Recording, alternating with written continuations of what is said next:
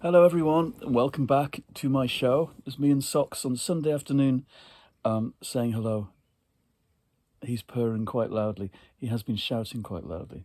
He's had his lunch and he comes running upstairs while I'm getting mine, shouting at the top of his voice that I've got to come and sit here with him. He knows the order of things, even on a Sunday.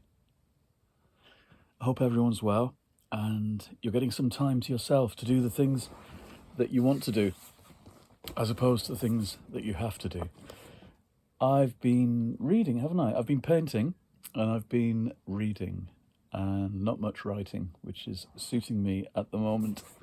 I just finished this, Benton and Hawthorne Investigate by Lucy McCall, which I've talked about a couple of times on my show already. It's published by Candy Jar Press and it's a delight from beginning to end.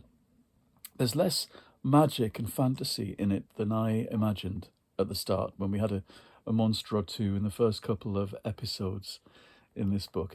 There's more kind of spy thriller stuff and action adventure, which I wasn't expecting. I wasn't expecting Miss Hawthorne of Devil's End to go potholing wearing overalls and things.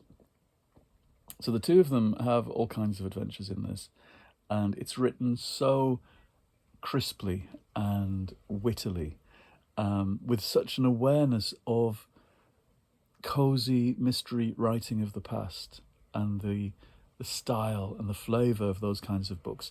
I love it when, as a dialogue tag, Lucy McCall uses put in. So you get da da da da, she put in. Or he put in. And it's lovely. It's such an image of somebody breaking open a gap in the conversation to have their say. She put in. I use it myself. I think it's a very funny, very old-fashioned dialogue tag, which suits this down to the ground. Next, I'm going to go on to an anthology, which I've just opened. I Want That Twink Obliterated. A book that I've had my eye on for a while. And a friend off here, a viewer, sent me it, which is nice, from my Amazon wish list, which was a nice surprise. This is edited, it's quite recent, it was last year I think, edited by Trip Gailey, Robert Berg and C.L. McCartney. And there's a very nice intro about the three of them sitting down at the table in 2023 or something and coming up with the idea of doing an anthology of queer-inflected pulp fiction. And they give a nice list of the kind of pulp characters that they're drawing upon from the 20s and 30s, all of them favourites, and describing how such usually overly macho characters are extremely camp. So the period they're talking about are characters like Buck Rogers, John Carter of Mars, Conan the Barbarian, Sam Spade, Zorro, Flash Gordon, the Cthulhu Mythos, and Tarzan. All of it great stuff, and the idea of gaying them up quite a lot in stories that are camp and sexy and funny and silly and dark and dangerous is really appealing. There's a whole bunch of writers who are all completely new to me, and some of them are completely new altogether in the list. It seems like a nice, big, fat, generous book with a good sense of humour. Thank God. So many genre anthologies are so deathly serious, especially things like horror and science fiction. I can't tell you. And the years and years I've had of talking to those people and sending things to those people and being told, you're sending it up, this is camp, it's too gay. Horror isn't camp, which is the stupidest thing I've ever heard. Of course horror is camp. It always was. The Gothic goes back to Jane Austen. It goes back to the 18th century when it was extremely camp. Anyway, it's nice. It just feels like a vindication of my taste in some way. It's like when I see things about cozy mystery or cozy fantasy nowadays, and all these books doing well. And I thought, well, 20 years ago when I wrote Brenda and Effie, and I was told that there was no place for anything like cozy, funny fantasy with low stakes and older female characters. And I was told when I did books like To the Devil a Diva or my Doctor Who books that camp had no place in pulp science fiction. And I was being too queer for all of that stuff. So it's good to see a younger generation coming up and not caring about those distinctions and just gaying everything up because that's what they want to do. So it's very heartwarming to me. I hope they carry on. The press is called Boner Press, and they're doing that's Boner as in Polari for good rather than American for erection. So I hope they carry on doing things and have open submissions, because I might well be sending a story myself at some point. I was actually thinking, because of the Hawthorne and Benson and Hawthorne business, about my target Doctor Who books, because that's what obviously that book set out to evoke. And I was looking at shelves, and I managed to crunch down my target collection to these many. It's missing a couple of favourites, but I realised that the heart of that collection for me was always the Third Doctor books of the 1970s, not the ones they did later when they were doing ones they'd missed out. It's the ones that came out from the mid-70s until the late 70s and look like this. They really are the heart of it all for me. Oh, they're all out of order. If there's fans watching, they'll be complaining that I'm showing things out of order. The Demons. This is the one. I keep re-watching episodes of The Demons. That's the story with Miss Hawthorne. Again and again, it's on our hard drive, taped off a channel, one of these funny channels that just show repeat TV, and we taped it to keep on the hard drive forever. So I've always got The Demons to watch. These were like catnip when I was 10. I've talked about this before, but it's just seeing the cover there of the Auton Invasion and Day of the Daleks. I remember my best friend, who lived a few streets away, running over to our house because he'd got into them as well, and telling me his grandparents had taken him out for the day to York. That's right. And they'd bought him those two books, Day of the Daleks and Auton Invasion, and him promising he would bring them for me to borrow as soon as he'd finished them. And we went through all of these incredibly quickly. They were just the right length, about 30, 40,000 words. So you could read one in a night after school. And I remember buying them in our town centre and then going to Durham, and there being a lovely newsagent with a bookshop and a cafe upstairs called Clark's near Milburn Gate. And they had a big display. It seemed like a colossal display of Doctor Who books. And me and my brother buying two each, choosing two each with our pocket money, which seemed like colossal riches to be able to buy two wonderful books. And we both bought Dalek books. We thought that's where a collection began. Because I'd read Destiny of the Daleks first. It was 1979, and that was new out. And so we discovered all the earlier Dalek books. And then our newsagent down our town got The Demons.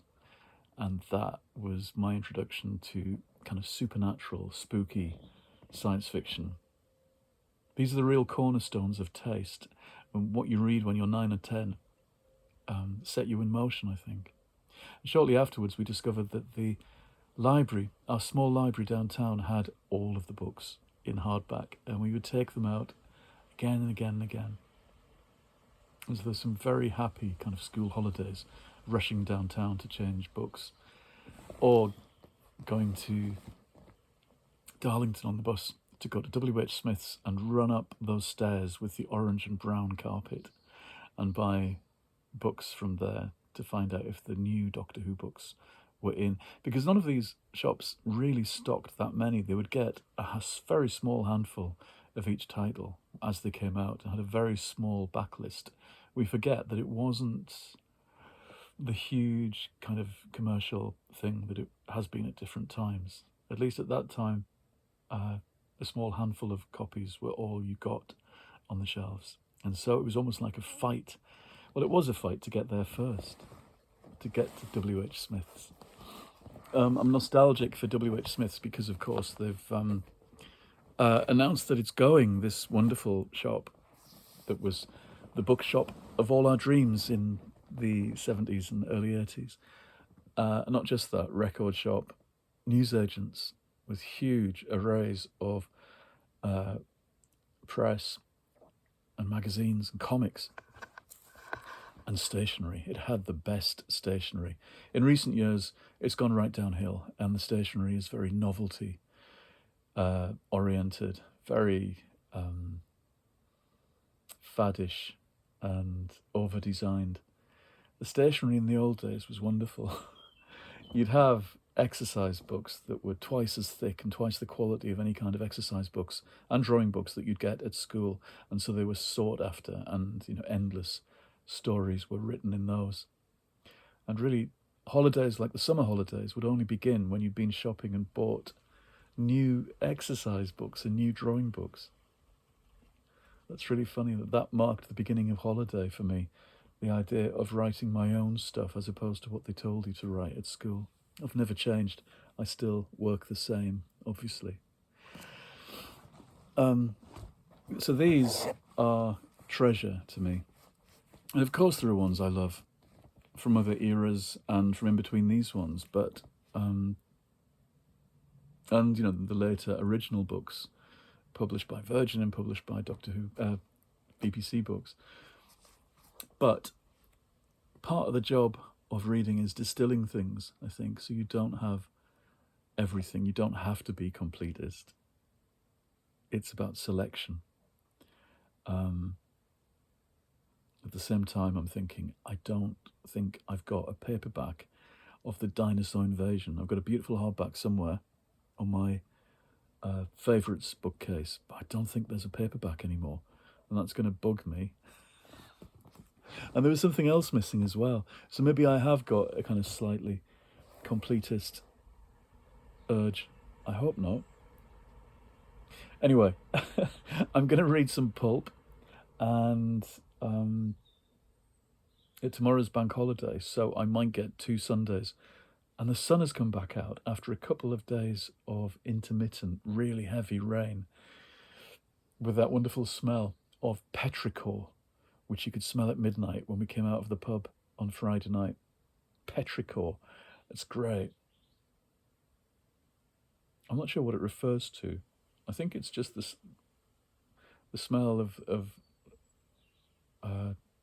ozone. I don't know. I'll look it up. It sounds like a Doctor Who thing anyway. It should be a monster that only manifests itself after rain. Something that fuses together from the molecules. Anyway, you can see I've not written for a few days because I'm having ideas. I had a terrible nightmare a couple of nights ago, and I'm obsessed with the ideas in it. I woke up and had to write everything down. It was a kind of zombie story, but an original one, which is kind of amazing to have a new angle on the whole zombie thing, because I'm not fond of zombie stories at all. But I do think there's a story in there somewhere. I love stories that arrive out of dreams. I think there's something really special about them. A real kind of link, like a kind of a proper thoroughfare to your unconscious. If you can rescue stories from that, you're very lucky, I think. Anyway, I'm going to go. I shall talk again later in the week. We're coming up to the end of the month again, unbelievably, the end of May. So I'll be ready to do, hopefully, some kind of month in review and talk about the things that I've read this month and discovered, and how far I got with my mystery book bag for the month, and what detours I took as well, which have been several. And I think productive detours. and then I'll be opening my new book bag for June, I guess towards the end of the week or next weekend when it gets to the 1st of June, whenever that is, next Saturday. So there'll be a couple of videos about that stuff. I hope you all keep well and you have a good week, and I will see you again soon. And Socks sends his love as well, although he's not really paying attention anymore. Okay, goodbye everyone.